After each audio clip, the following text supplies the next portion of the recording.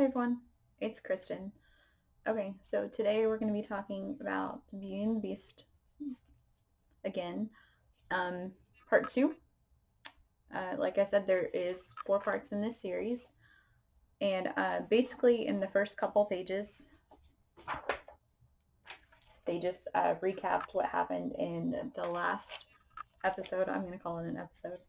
That Dazzler just, is frightened. She doesn't understand what's going on. Her powers are out of control, and she says, if people didn't even like me when my powers are in control, they definitely won't like me with my powers being like so out of control.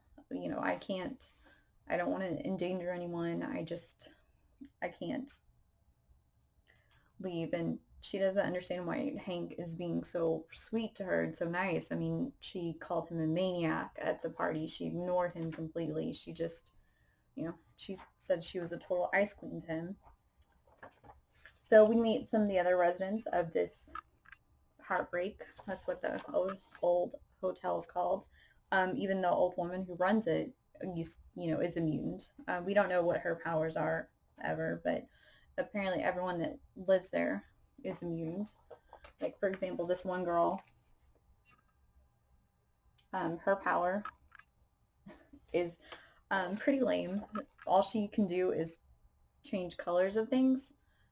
She could, she turned the white flower to pink, and she's like, it's a super lame power. And, Beast bounds in, tries to make her feel better, and he's like, oh my gosh, that's a wonderful power. That's so awesome. You could be like a performance painter or something. And then Beast and Dazzler, go for a walk by themselves. And we meet another one of the residents, Link, and basically he's a street performer. We don't learn what his powers are yet, but that's what he does. He goes out and does street performances for money. And you see in this, Dazzler and Beast are, starting to care for each other, to fall in love. They spend more and more time together. Days pass, and Beast is like, "What, Daz? What's happening? I don't understand." And Dazzler's, "I don't know. I think sometimes one doesn't know why one does things. One just goes ahead and does it." And then they kiss. And Poltergeist, the kid that we met briefly in the first issue that I said would be kind of important, he's right here. His mutant powers, we learn, come from his emotions. Um, when he's emotional or feels things happen. Like, he is jealous of how close Beast and Dazzler are getting, and he feels this emotion, and all of a sudden all the glass breaks. And Beast, of course, is like, protects Dazzler, and Poltergeist comes out and he says, "Oh, I'm so sorry. I'm so sorry. I just, I can't control myself. I can't control my emotions." And I mean, he's a runaway. He has no family, no friends. But weird thing enough, it mentions Spider Woman. Poltergeist says, "I can't think of how I'm an orphan or runaway. Gotta forget Spider Woman." Jessica Drew. It's interesting. So I'm gonna be honest. I had to look that up because he pretty much, he's a minor character. He hasn't appeared in very many things. He was in a couple issues of Spider Woman, apparently, and he moved around from foster home to foster home because his powers came from his emotion, and he can't control his emotions. So obviously that caused a lot of problems and with a lot of different families. So he basically was on his own, and he was kidnapped by these supervillains who wanted to rid the world of superpowered beings, and so they locked him up. And Tigera was going to help him control his powers. She, felt bad for him. She felt sorry for him, and Jessica Drew was also just going to help. But but something happened to where her mentor pulled her back into a battle with Morgan Le Fay, Jessica Drew, and so she got back and she realized she was dead. And so basically she was in ghost form, and she came back and saw her body, and Poltergeist was there, and he got scared by Jessica's ghost and ran off. Basically, he kind of feels like he's responsible for her death, even though he wasn't. But he feels that he is. And so you have Dr. Doom again, and his servant, which I don't know why his servant stays with him. Dr. Doom's mean, constantly hitting him and stuff. I mean, why would you put up with that? So his servant says, Master, I've received another transmission. Your son's been seen in the company of the mutant called the Dazzler. And he's like, Doom says, why should I care about some heretic and some tawdry, he uses that word, nightclub singer, Dr. Doom has no son. Again, there can only be one Doom. I mean, he's a funny character because he is super powerful and he's so serious, but at the same time, he's just like a parody. So I think it's interesting that he's in here, and you'll see why later. I mean, he is important, but it's funny, these little glimpses into him. Like, he's so arrogant that it's almost comical, if that makes sense.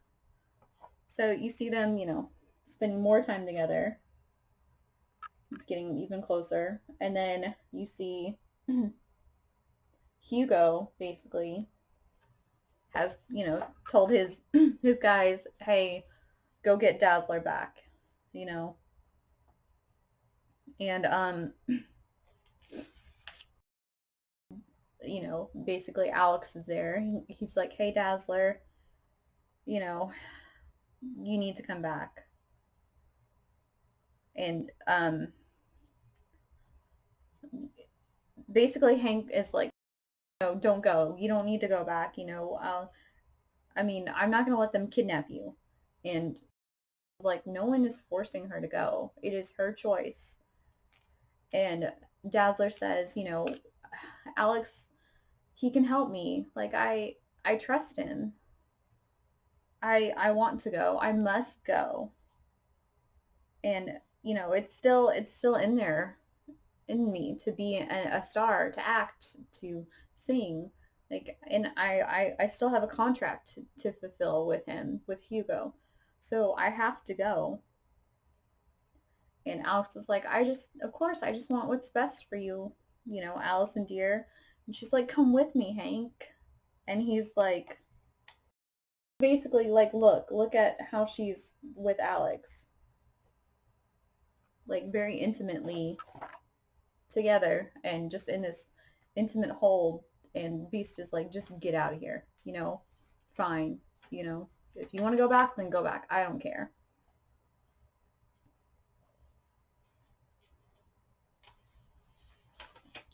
So, and then you go back, even though Beast says, get out of here, I don't care. He says Alex seems to have some kind of strange control over her. I don't know what it is, but there's only one way to find out. So he follows her to the underground theater. And he's like, what is this place? And the narrator says, at a price of $2,000 per ticket, is the ultimate upper class high. And what we come to find out, basically it's an underground gladiator arena, and Dazzler is like, it looks like they're actually fighting. And he's like, oh, Hugo's like, oh no, of course not. They're not really fighting. That's why we wanted you for your acting talent.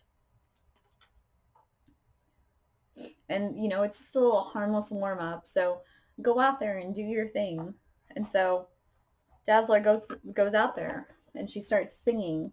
And the crowd, is awed and hushed for a moment. And then they start booing her. And she's shocked. She's like, "Oh my gosh, I've never been booed before." And these people basically came here, paid all this money to see a fight.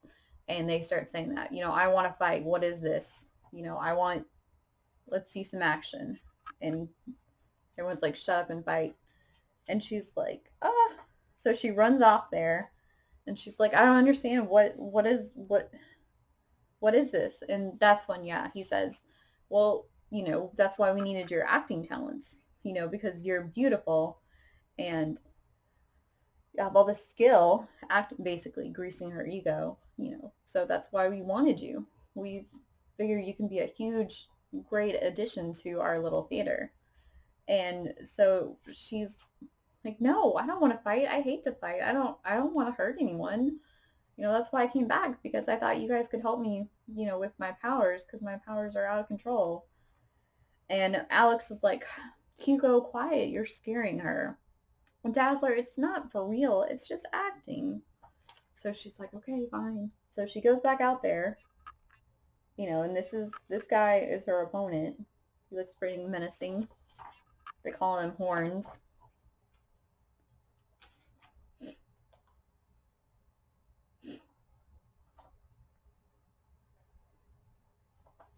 And she's fighting him, but she thinks it's like not for real. So of course she's holding back. She doesn't want to hurt him. And the audience is just like eating it up, like, "Oh my gosh, she's awesome. She's a killer." And Beast is like, "What the heck is she doing?" So he and Dazzler realize that this guy is fighting for real. And she's like, "Fine, you want to fight? Let's fight." And then she yells out, you know, "I'll kill you." I mean, she's, all the crowd's cheering her on. They're chanting her name, and she's just like laughing it up. And then she realizes what she yelled, and so she runs away. And Hugo sends all his other fighters out there to, you know, fight, because these people paid for a fight. And what happened is the horn guy actually kills one of the fighters.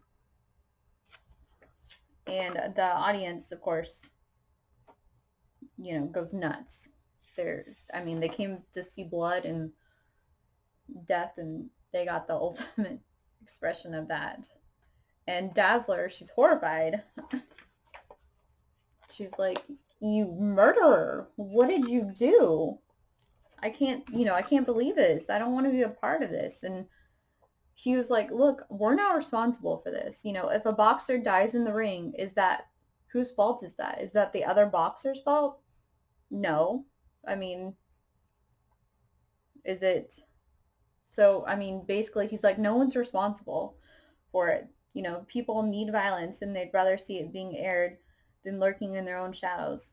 This event vents their own violence. Like, people come because they want violence, they feel that bloodlust or whatever, and so they want to see violence. And that's what he's saying, is that it's no one's fault, that this other fighter died, that he was killed.